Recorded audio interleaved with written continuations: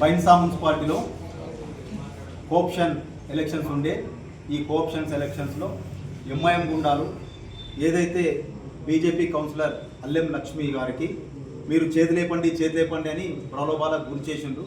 ఎందుకంటే ఆమె ముందు సీట్లోనే నేనున్నా, నా వెనకాల ఫైజుల్లా ఖాన్ ఉండే. ఫైజుల్లా ఖాన్ ఆమెకు బలవంతంగా నువ్వు చేతులేపు, నీకెందుకు, నేను చూసుకుంటా అనుకుంటా చెప్పడం జరిగింది. ఆ చెప్పడం వలన ఆమె చేతు పూర్తిగా లేపలేదు, జస్ట్ ఫస్ట్ ఇట్లా చేతి లేపి ఇంకా లేపు కదా అంటే కొద్దిగా లేపి మళ్ళీ కింద పెట్టడం జరిగింది. ఇది పూర్తిగా చేతి లేపడం కాదు. అదేవిధంగా యాజ్ ఏ ఎలక్షన్స్ రూల్స్ ప్రకారం చేతులేపుడుతో సహా ఏదైతే వాయిస్ కూడా ఇవ్వాలా, నేను వీళ్ళకు సపోర్ట్ చేస్తున్నాను, అటువంటి వాయిస్ ఎక్కడ కూడా ఇవ్వలేదు.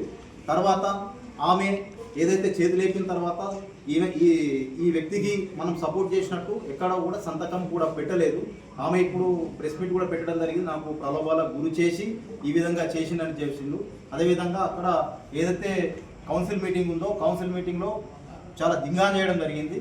అక్కడ ఏదైతే అప్స్టాండింగ్లో ఉన్న వ్యక్తులు కూడా అక్కడ ఉండి దింగాన చేసిండ్రు. కాబట్టి వెంటనే పోలీస్ యంత్రాంగం వీళ్ళపై చర్యలు తీసుకోవాలా.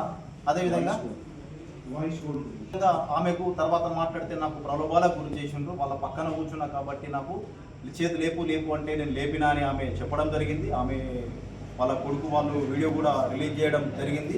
కాబట్టి వెంటనే పోలీస్ యంత్రాంగం దీనిపై చర్యలు తీసుకోవాలా. ఎందుకనంటే జాబిర్ అహ్మద్ గారు మీకు ఆల్రెడీ ప్రజలు తీర్పు ఇచ్చిండ్రు, మీకు మీ ప్రభుత్వం లేదు అని మీకు బాధ చాలా ఉన్నది, కానీ ఇది కరెక్ట్ కాదు. కాబట్టి మీరు వెంటనే దీన్ని వాపస్ తీసుకొని ఇప్పుడు మీరు టెంట్ వేసుకొని కూర్చుంటాం, అది వేసుకొని కూర్చుంటాం, టెంట్ వేసుకొని కూర్చుంటే అది వేసుకొని కూర్చుంటే ఏం కాదు. ఖచ్చితంగా రాబోయే రోజులలో ఇంకో 10-15 రోజులలో మా చైర్మన్ గారు మళ్ళీ కోఆప్షన్ పెడతారు. పెట్టిన తర్వాత న్యాయమే గెలుస్తుందని మేము చెప్తున్నాము.